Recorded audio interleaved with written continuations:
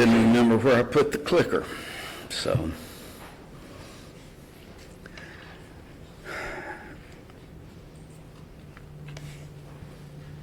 Do want to continue remembering Tim and praying that he'll get back safely. Know that everyone appreciates the good job that he's been doing. This morning we started looking at the cessation of miracles. That while many claim to be claim the miraculous happens today, claim that there are miracles all around us, and of course Pentecostal movement, they claim miracles and that they are able to work miracles brings about a great deal of excitement for them, but the question is, are they really correct in their claims?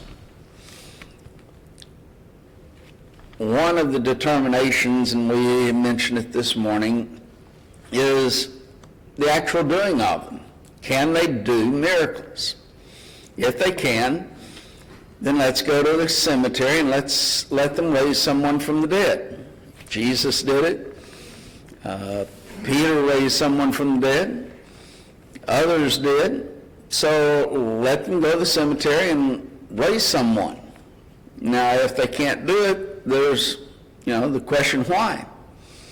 Why can't they? If it cannot be done, then it also gives evidence that miracles have ceased. This, we're not looking at it today from an ability perspective. We're looking at it from what the Bible teaches us. And we noted this morning that there's no means for miracles. Miracles are only two ways in which miraculous powers came to people, either directly or indirectly. Directly, it happened twice with the apostles and then with the house of Cornelius. Indirectly, it took the laying on of the apostles' hands. No one else was able to pass miracles on, but only the apostles. And thus, when the apostles died, when the last person they had laid hands on died, miracles ended. Because there were no more means for miracles. This afternoon, we want to look at the purpose for miracles. Why did miracles take place? What was the purpose of them?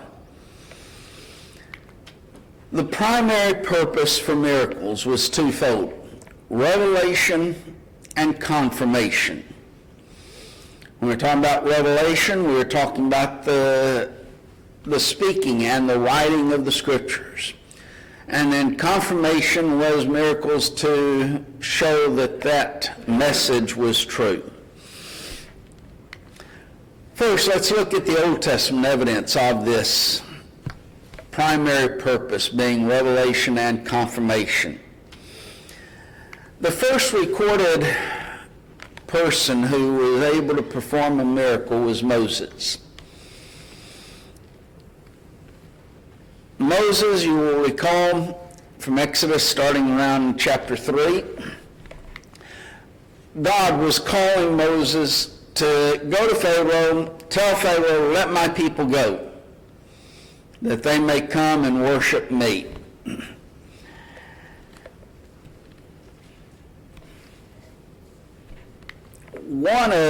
And Moses tried to get out of it several ways, used several excuses why he should not go. But one of those excuses is, they won't believe me. And he was even talking about and including the Israelites in that. The Israelites won't believe me. They won't believe me. They won't believe that you spoke to me. They won't believe that I'm supposed to deliver. And Pharaoh certainly wasn't going to let the children of Israel go simply on Moses' word. God's response to this excuse of Moses informs us really the purpose of miracles itself. And in Exodus, the 4th chapter, God is responding to this. In verse 1 we have, "But behold, they will not believe me, nor hearken unto my voice. For they will say, the Lord hath not appeared unto thee." When Moses says they will not hearken unto my voice, he is dealing with revelation there, the revealing of God's message to them. They won't believe that you really have revealed this to me and that this is revelation. I'm going to skip reading the rest of this, but in reality, God gives him some miracles to perform. Put your rod down and it becomes a snake. Put your hand into your bosom and it becomes leprous, and then put it back in, it's healed. Pick up the snake by the tail and it returns to a rod. And through this, thus, he sets forth that aspect that if they will, well, look at that in verse 8, that if they will not believe also these two signs, neither will they hearken unto thy voice. What's he dealing with? Confirmation and revelation. Confirmation that they believe these signs. Revelation, they hearken unto thy voice. We have the two elements of the purpose for miracles in this response of God to Moses' excuse. But then we do see that the miracles did confirm to the people, while they looked at the aspect, he's revealing to them a message. That message was, we're to go and make sacrifices to God, and to Pharaoh, let my people go so that we might do that.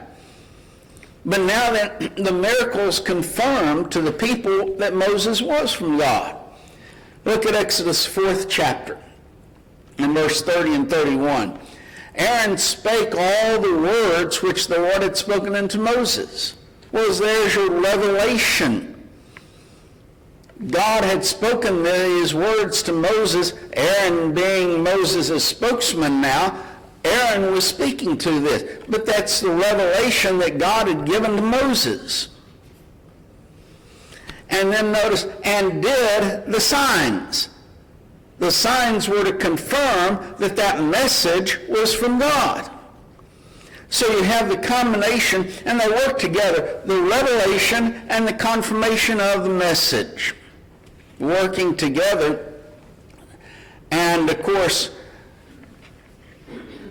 while Pharaoh did not obey the voice of the Lord at first, God confirmed that that message was from him by the 10 miracles that he performed, that God brought upon the Egyptians. Finally, with the death of the firstborn, and then Pharaoh allowed the children of Israel to leave. But this is the very first occurrences of miracles in the Bible. And we see from the very beginning it was for this revelation and confirmation taking place. Then we have Elijah and the widow of Zarephath. This is found in 1 Kings, the 17th chapter.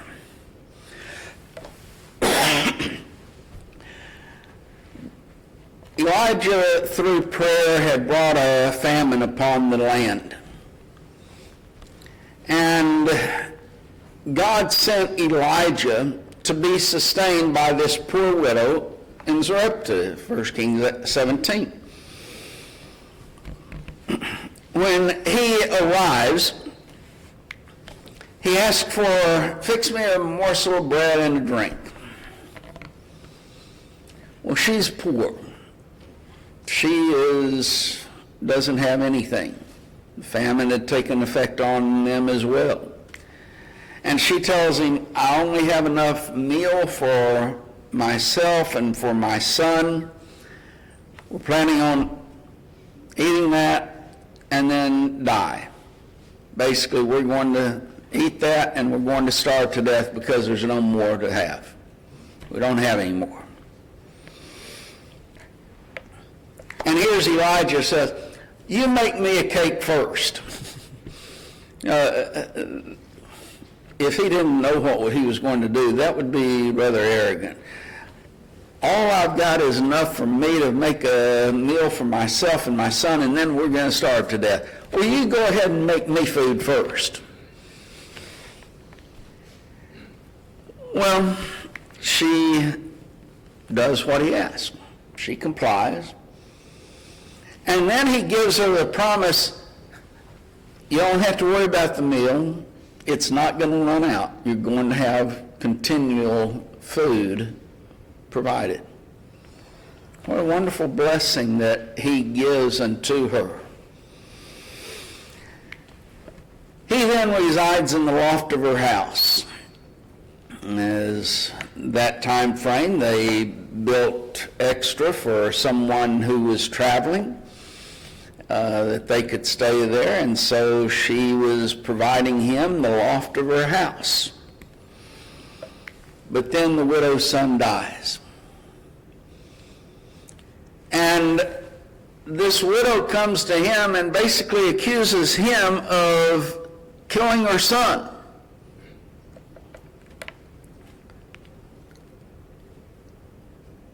So he goes, gets the body of the boy, takes it to his room, lays the body or the boy on the bed, stretches out himself on the child for 3 different times, and cries to God, and the spirit of the child comes into him and he's revived. Remember I mentioned raising someone from the dead? Let's go to the cemetery. Here's an instance in which Elijah raises someone from the dead, this child. So it's not something out of the ordinary. Let's go to the cemetery if you can actually perform miracles. We can dig someone up, get permission to. We can dig them up, and guess what? You can raise them from the dead.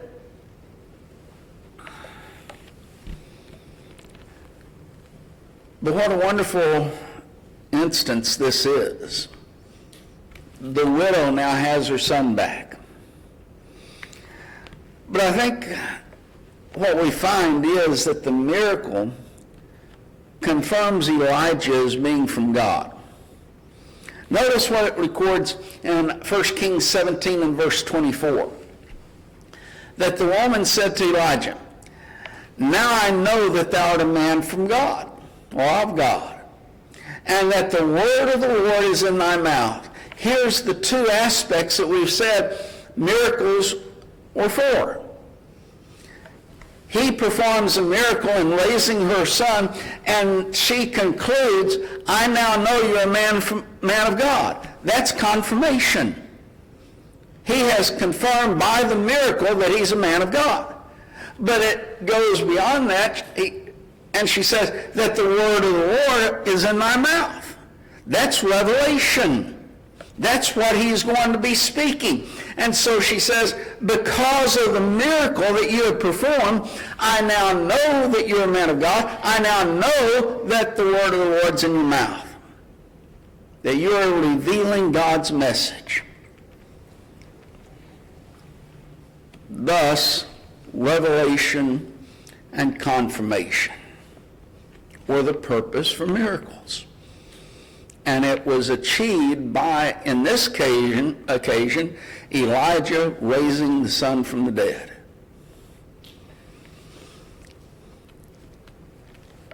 I think it's somewhat interesting that she did not state this in relationship to just the providing of the meal, that it wasn't going to run out. You know, at the beginning, all she said, all I have is enough for myself and my son, and then we're going to eat that and die. Well, it won't run out.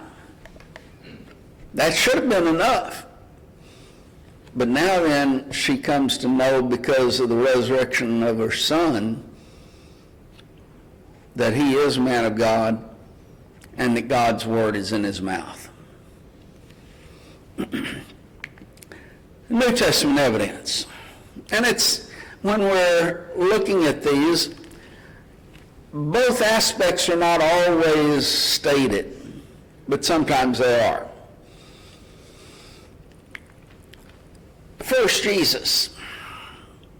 God showed that Jesus was his son, gave confirmation to Jesus as being his son by the miracles. Notice Acts 2nd chapter and verse 22. Ye men of Israel, as Peter begins this great sermon, hear these words. Jesus of Nazareth, a man approved of God among you by miracles and wonders and signs, which God did by him in the midst of you, as ye also yourselves know. Jesus had been approved of God by the miracles. That is, God confirming that Jesus is his son. Now then, we can go from that and, yes, talk about all of the messages that he gave, but the miracles confirming that he was God's son gives affirmation to the messages, the revelation which he set forth. But the revelation or the miracles confirmed him as being of God, and what he said that he was, God's son. John the Baptist is another one that's seen in relationship to this. John, and there's might be disagreements as to the situation of John at this time. Did he actually get to the point where he didn't believe? I don't really believe that. Some do. Or that his faith wavered. Some believe that. I believe that very simply John is sending these two disciples to Jesus to ask him, are you the Messiah, or should we look for another? To give his disciples faith. That's my opinion. But he sends these two disciples to Jesus, and he tells them that, art thou he that should come, or do we look for another? Are you really the Messiah? Or just one of these pretends that comes along, or whatever you might want to say. Are you truly the Messiah? Jesus' answer states forth the purpose of miracles now. And we find that in Matthew 11, verses 4 and 5. Now Jesus answered and said unto them, go and show John again those things which ye do hear. What was they hearing? They were hearing a message that Jesus Christ was delivering. That's revelation. And see. Well, there's your confirmation. What were they seeing? Well, the blind receive their sight, the lame walk, the lepers are cleansed, and the deaf hear, the dead are raised up, and the poor have, now notice this again, the gospel preached unto them. There's your revelation, the gospel being preached unto them, and it is confirmed by the blind receiving the sight, the lame walking, the lepers cleansed, the deaf hearing, and even the dead are being raised.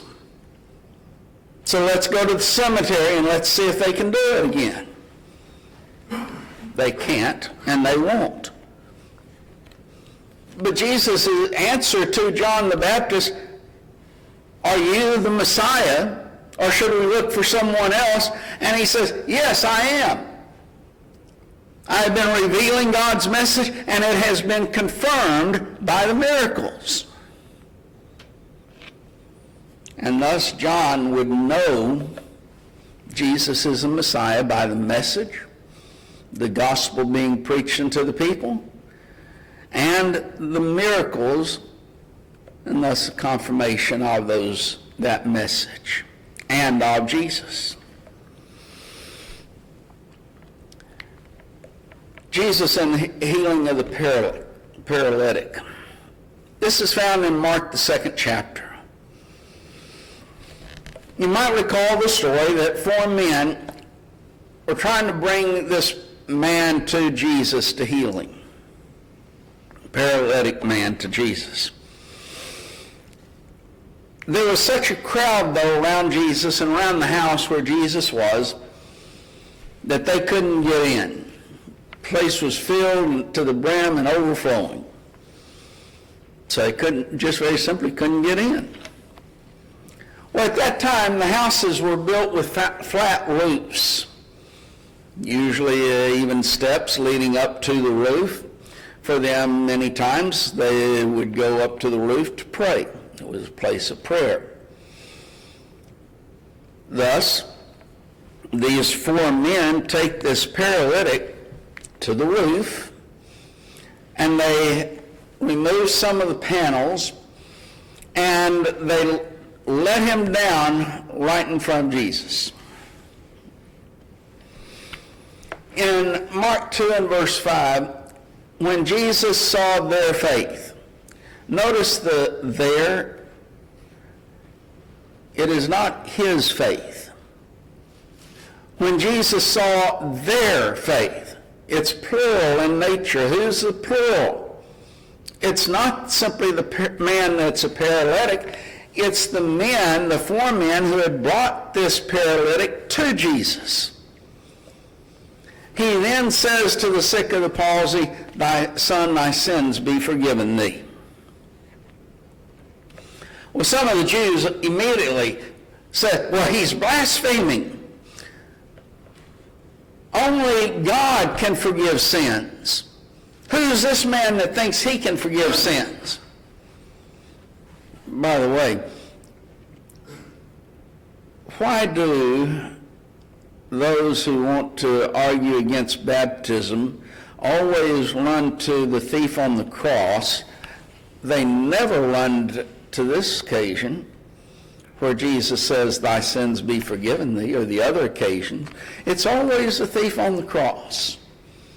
They're trying to get as close to the New Testament system as they possibly can. They ignore all of the other occasions. Thief on the cross doesn't work for them, as we know, but here, "Thy sins be forgiven thee."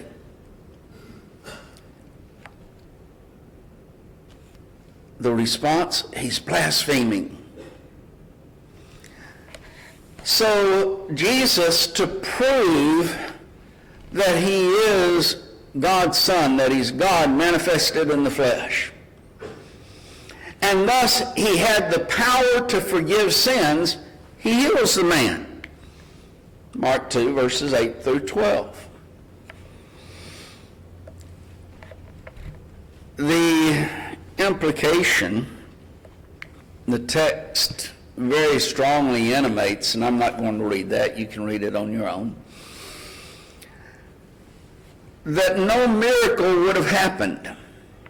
The man would not have been healed if it was not the need to confirm the message that Jesus had given. "Thy sins be forgiven thee." Oh, you're blaspheming. Oh, well, in order to prove that I have this power, and thus that I am from God, and that my word holds true, he says to the paralytic man, "Take up your bed and walk." And he does. He worked the miracle to confirm that his message of the forgiveness of sins was accurate, was true. So the miracle took place for confirmation and revelation purposes. The raising of Lazarus in John the 11th chapter. Lazarus, his friend, has died. Jesus is away. In fact, he delays going till after Lazarus has died. And when Jesus finally arrives there, Lazarus has been in the tomb for 4 days. Now, we all know that Jesus raised him from the dead. But I want us to notice in particular, John, this fourth chapter, or the 11th chapter in verse 45. When it says, then many of the Jews which came to Mary and had seen the things which Jesus did believed on him. They saw the miracle, and thus it led to their faith. The miracle confirmed that Jesus of Nazareth was the Son of God, and that he was thus able to raise the dead. He had the power of the resurrection. Then Nicodemus. John the 3rd chapter and verse 2.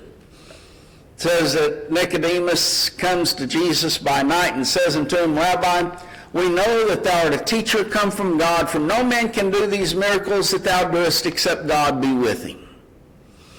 Now notice, you're a teacher come from God. What is that? That is revelation. That God, or that Jesus was revealing God's message to people. He was a teacher come from God. There's revelation. Why? For no man can do these miracles that thou doest except God be with thee. There's confirmation by the miracles of the revelation that he was giving. And thus that he was from God. And so the Jews, what Nicodemus is saying, we know, the Jews knew, that Jesus and his message were true. Why? Because of the miracle that he did. They confirmed his word as being the word of God. Now then, the very simple affirmation of scriptures. Jesus gave to his apostles a great commission, go into all the world and preach the gospel to every creature. That's revelation by itself. And if we had time, we could go back and we could see how that Jesus gave those apostles that word in which to speak. And they were to do so by the power of the Holy Spirit. John the 14th chapter, verse 25 and 26. John 16, verses 8 through about verse 12. Go preach this gospel to every creature. He that believeth and is baptized shall be saved. He that believeth not shall be damned. Jesus had promised also to these apostles that they would be given the Spirit, and the Spirit would be with them as they fulfilled this commission. Why is it important? Because they had to be able to speak for God, and there comes the aspect of inspiration. They were inspired of God to present this message and to write it down for us. Thus, revelation is itself a miracle in that sense.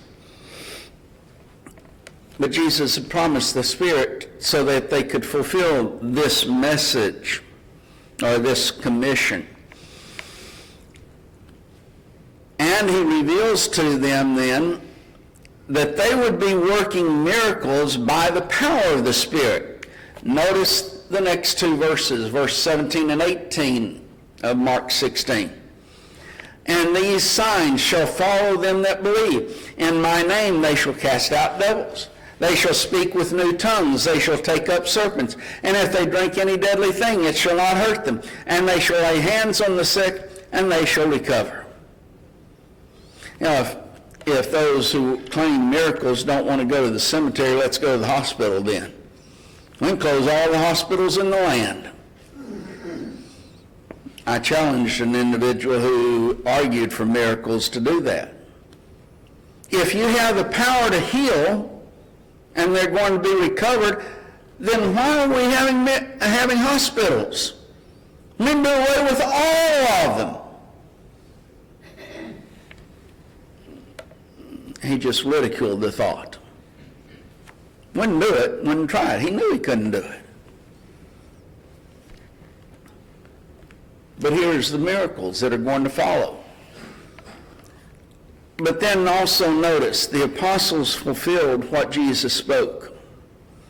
The commission, yes, but also in the revelation of that, but also the fulfilling of these miracles, Mark 16 and verse 20. And they went forth and preached everywhere.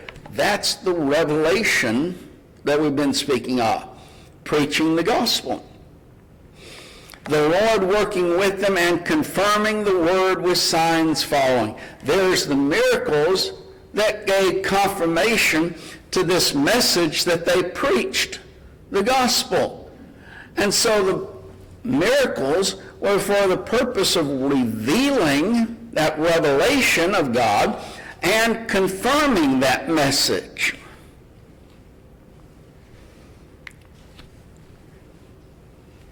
The miracles were not for the benefit of the recipient. Now, we're talking about the primary purpose of miracles. It was not for the benefit of the recipient. That's why some individuals were left sick at places. Why? Because the miracle wasn't for his benefit. It was not to show forth the faith of the person through whom the Spirit performed miracles. And miracles were not dependent upon the faith of the recipient, the one who received the miracles. It wasn't for any of those reasons. Instead, Jesus states in this Great Commission, and those verses that follow, that the miracles were to give them inspiration in the Word of God, what they taught, and to verify both that message and that man as being from God.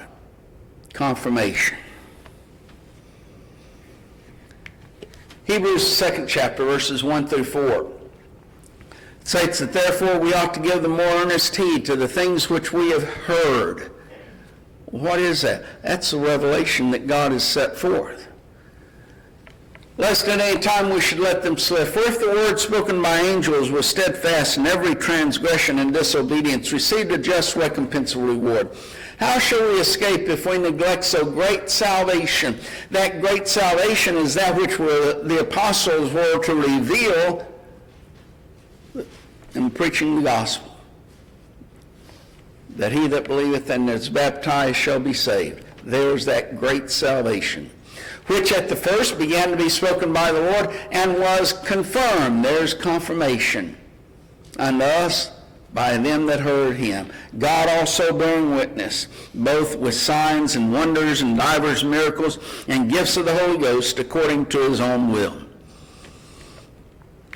He sets forth that in giving the Old Testament, God spoke through angels. But now then, we receive God's word, that revelation from Jesus. Hebrews 1, 1 and 2 states that God, who at sundry times and in divers manners spake in times past unto the fathers by the prophets, hath in these last days spoken unto us by his Son, whom he hath appointed heir of all things, by whom also he made the world. He's spoken through the Son. Thus, Jesus setting forth that word. And he gives that word to the apostles, them that heard him. And they spoke that word, there's the revelation part, and confirmed it by the miracles that they performed. Paul and Barnabas, they go to Iconium and preach. Many of the Iconians believed their message. And in Acts 14 and verse 3 it says, long time therefore abode they speaking boldly in the Lord, which gave testimony unto the word of his grace, and granted signs and wonders to be done by their hands. The speaking boldly in the Lord, giving testimony to the word of his grace, that's revelation. and granted signs and wonders, that's miracles, to be done by their hands. Why? To confirm the message. So God worked miracles to witness to or to confirm the word or the revelation which they preached. In 1 Corinthians chapters 12 through chapter 14,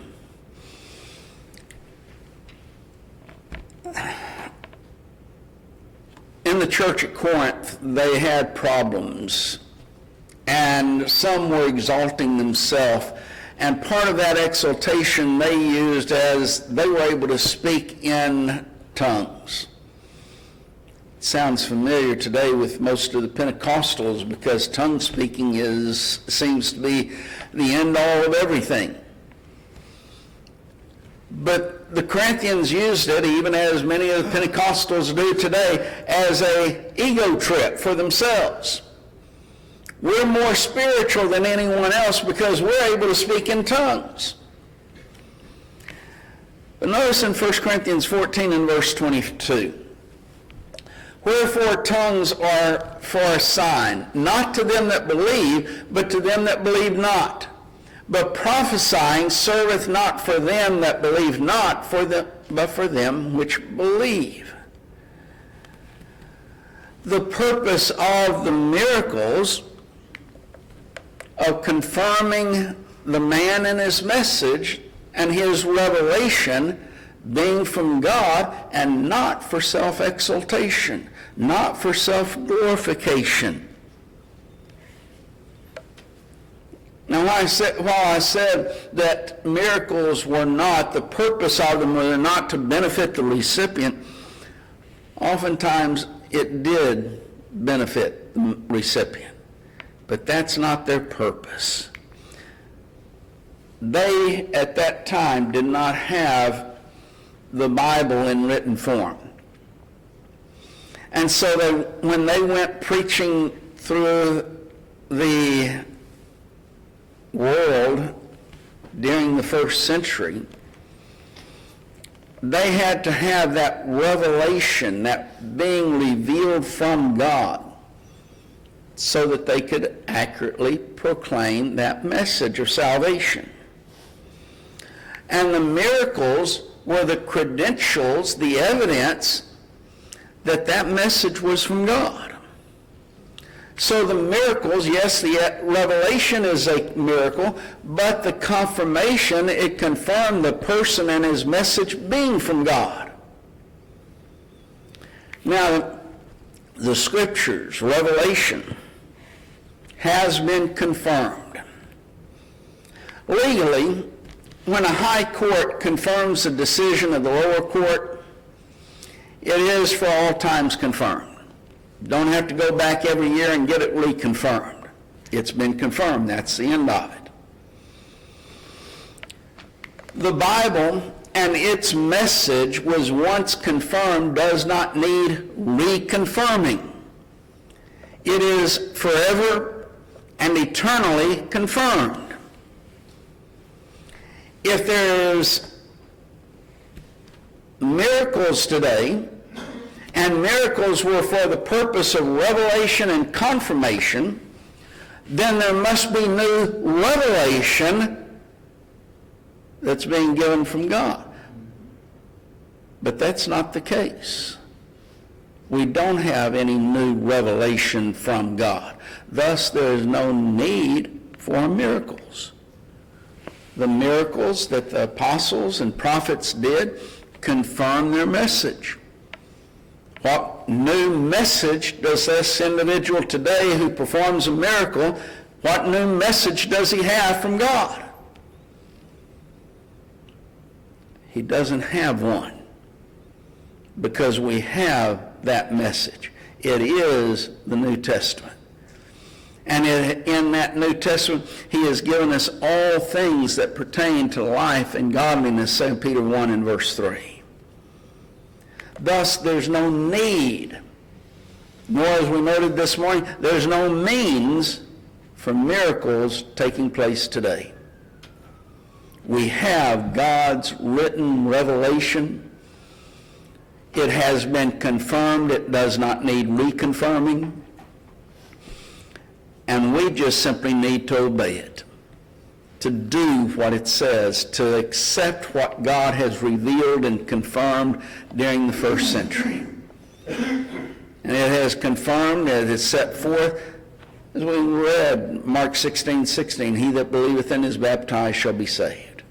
If you haven't done that for that purpose, you need to do that. If you haven't lived in such a way that would be pleasing to God, you need to come back into him and be restored.